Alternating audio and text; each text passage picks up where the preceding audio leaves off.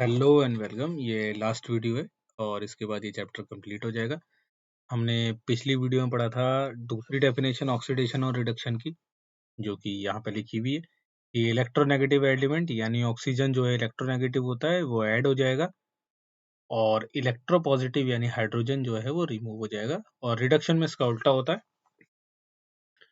Electropositive यानी hydrogen add हो जाता है और इलेक्ट्रोनेगेटिव यानी ऑक्सीजन रिमूव हो जाता है। आगे पढ़ते हैं electronic concept of oxidation and reduction. Electronic concept क्या है ऑक्सीडेशन के और रिडक्शन के। तो ऑक्सीजन अभी हमने ऊपर पढ़ा था, लॉस ऑफ इलेक्ट्रॉन, इलेक्ट्रोनेगेटिव है तो अपने इलेक्ट्रॉन्स क्या करेगा, लूज कर देगा। रिडक्शन पॉजिटिव है, the process in which there is a gain of electron, उसमें इलेक्ट्रॉन जो है वो ऐड कर लेगा, गेन कर लेगा। The effect of oxidation reaction in daily life, अभी क्या इफेक्ट है ये आता है कभी कभार फुल उसमें क्वेश्चन पेपर में एक स्टोरी की तरह, एक पैराग्राफ की तरह दे देता है, तो आपको उसको अच्छे से पढ़ना है। Corrosion, many metals are chemically active, काफी मेटल जो होते हैं वो केमिकली एक्टिव एलिमेंट होते हैं and get easily affected by substances like moisture, और उनके ऊपर बहुत जल्दी से ना मॉइस्चर की वजह से क्या होता है या एयर की वजह से, एसिड की वजह से उनके ऊपर रिएक्शन हो जाती है। One must have observed iron article that are shiny when new, आपने देखा होगा लोहे के जो ऑब्जेक्ट हैं वो शुरू शुरू में बहुत ज्यादा चमकदार होते हैं, but get coated with a reddish brown powder, और होता क्या है, अगर आप उसे पानी में छोड़ दो फिर उसे हवा में रख दो तो वो रिएक्शन कर जाता है, जिसे आप रस्टिंग भी बोलते हो, तो उस पर जंग लग जाएगा। This process is commonly known as rusting of iron, इसी प्रोसेस को आप रस्टिंग ऑफ आयरन यानी लोहे का जंग लगना बोलते हैं। The problem with the iron as well as any other metals, जो प्रॉब्लम है इस आयरन की वो बाकी मेटल्स के साथ भी होती है, is that oxygen take place, यानी ऑक्सीडेशन रिएक्शन यहाँ पे हो जाता है। क्या होता है ऑक्सीडेशन रिएक्शन, अभी मैंने बताया था कि ऑक्सीजन गेन हो जाती है, ठीक है ना, loss of electron,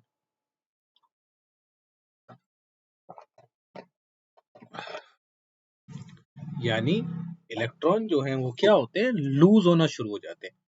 the oxide form does not firmly adhere to the surface of the metal causing it to flake off easily, और वो क्या करते हैं उसके ऊपर ना एक परत सी बना देते हैं, जिसकी वजह से वो मेटल भी जो है वो कमजोर हो जाता है।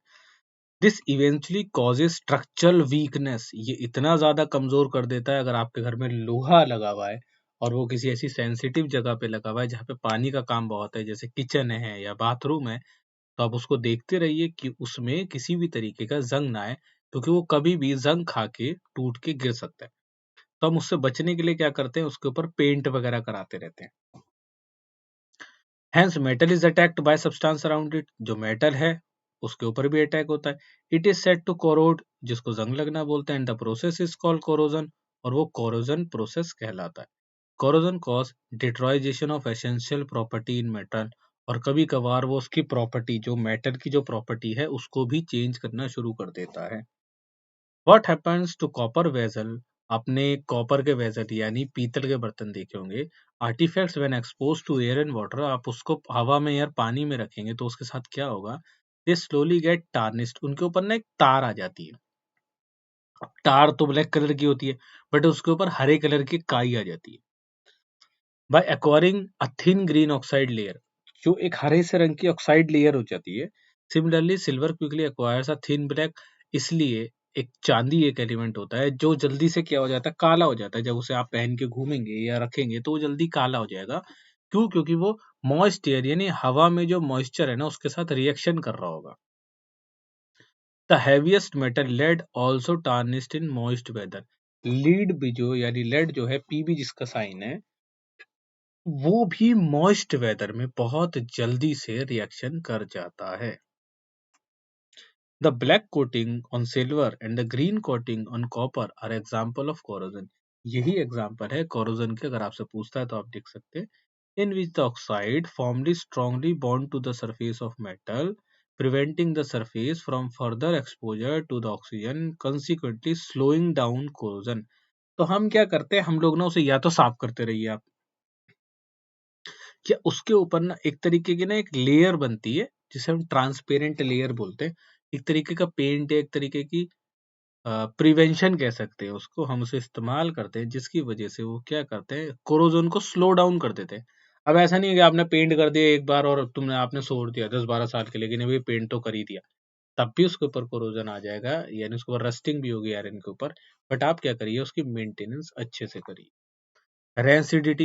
Have you ever tasted or smelled fat oil containing food material left for a long time? आप बहुत टाइम तक ना फैट या ऑयल को ना बाहर छोड़ दीजिए, तो वो क्या होगा, उसकी ना स्मेल और टेस्ट जो है चेंज हो जाएगा। This unpleasant change in flavour और order of a food is called rancidity. तो क्या करता है, वो रिएक्शन कर देता है, ठीक है ना, उसके अंदर एक तरीके का एसिड प्रेजेंट हो जाता है। The most important cause of rancidity is deterioration of fats in the fatty food because of oxidation process, क्योंकि ऑक्सीजन तो सब जगह प्रेजेंट है। तो जहाँ-जहाँ ऑक्सीजन प्रेजेंट है, वहाँ पे ऑक्सीडेशन रिएक्शन की वजह से रैंसिडिटी उस फैट या ऑयल वाले सब्सटेंस में जल्दी हो जाएगी। When oxygen atom replace hydrogen atom, अब जब एटम जो है ऑक्सीजन का रिप्लेस कर देगा हाइड्रोजन एटम को in the fatty acid molecule is destabilize, molecule जो होता है डिसस्टेबलाइज हो जाते हैं, यानी जो पकड़ बना रखी थी वो छूटने लग जाएगी, खराब होनी शुरू हो जाएगी। Factor which accelerate fat oxidation include salt, light, water, bacteria, molds, trace of metals। अब आप कहोगे कि जी ये समझ नहीं आया कि क्या हुआ, तो आप एक काम कीजिए, ब्रेड लीजिए, ब्रेड को ऐसे बांध के ना 1 हफ्ते के लिए फ्रिज में छोड़ दीजिए, तो उसके ऊपर ना बैक्टीरिया या काई या अलगी फंगई जुड़ जाएगी। क्यों? क्योंकि वो हवा तो उसमें कंटिन्यूअसली लगी रहे ना। आप कहोगे जी हमने हवा तो नहीं लगाई, लेकिन जब आपने उस थैली को टाइटली पैक करा तो उसमें एक एयर जो है थी इनकॉर्पोरेट हो गई, अंदर चली गई, जिसकी वजह से क्या हुआ, वही एयर उसके साथ रिएक्शन करती रही day by day. Usually substances which are retard fat oxidation और rancidity are called antioxidant, जो इसको रिटार्ड करते हैं, बचाते हैं इससे, ठीक है ना, या इसको अलग करते हैं, उन्हें एंटीऑक्सीडेंट बोलते हैं। एंटीऑक्सीडेंट खाने में आपको भी खाने चाहिए, ठीक है ना, इसके कैप्सूल्स भी आते हैं, आप चाहे तो खा सकते हैं, बट बीमार होने पर, such as BHT, BHA, vitamin E, vitamin C, spices such as sage, rosemary, ये सारे इसके एग्जाम्पल्स हैं। These are added to food containing fat and oil to prevent such spoiling। हम इसको इसलिए जोड़ते हैं ताकि ये खाने को जल्दी से खराब ना होने दे। इसको मिक्स करने का मतलब ये नहीं कि खाना कभी खराब ही नहीं होगा, होगा, बट अगर वो 2 घंटे में खराब होता है तो ये इसको 3 साढ़े 3 घंटे तक प्रिवेंट कर सकता है। Keeping food in air tight container, हम ऐसे कंटेनर्स में रखें जैसे टपरवेयर के कंटेनर्स होते हैं जो एयर टाइट हो। जो मृतवान आपने देखा होगा, जो नमकीन वाले होते हैं, वो जैसे ही नमकीन आपको देंगे, अगर वो खुली नमकीन बेचते हैं तो वो एयर टाइट कंटेनर में रखते हैं, उसे वापस से उतने ही टाइट पैक कर देते हैं, नहीं तो नमकीन सील जाती है। Airtight wrapping also helps to slow down oxidation, airtight wrapping कर लीजिए। और अगर आपकी नमकीन सील जाती है तो मैं आपको एक एग्जांपल देता हूँ, आपको एक तरीका बताता हूँ, एग्जांपल तो नहीं है, एक तरीका है कि आपकी नमकीन वापस से ठीक कैसे होगी। तो आप उसको माइक्रोवेव मार लीजिए, वो बिल्कुल करारी हो जाती है पहले की तरह, क्योंकि हीट जो होती है वो ऑक्सीजन को जला देती है, उसकी वजह से वो वापस से ठीक हो जाती है। Some high fat foods such as potato chips, high fat food होते हैं potato chips, are packed in a material that protect them from light and oxygen and the container flooded with nitrogen to further exclude oxygen। अब वो nitrogen की वजह से जितने भी आप पैकेट्स आप बाजार में खाते हैं चिप्स के, सब के सब नाइट्रोजन गैस से फिल्ड अप होते हैं at the time to avoid the presence of oxygen, ताकि ऑक्सीजन उसमें ना जा सके। Altogether vacuum packing is use to some processed foodstuff, और वैक्यूम पैकिंग होती है, यानी या तो उसमें हवा हो ही ना, वैक्यूम हो बिल्कुल, तो भी वो सही रहेगा। और ये लास्ट क्वेश्चन था इस चैप्टर का। ये काफ़ी अच्छी वीडियो रही है, आप लोगों ने भी बहुत साथ दिया है, तो आप इसे पढ़िए, इसके नोट्स बनाइए, इसको रिवाइज कीजिए और आप अपने एग्जाम की तैयारी करते रहिए। देखते रहिए नेक्स्ट चैप्टर की वीडियोस। Thank you, bye.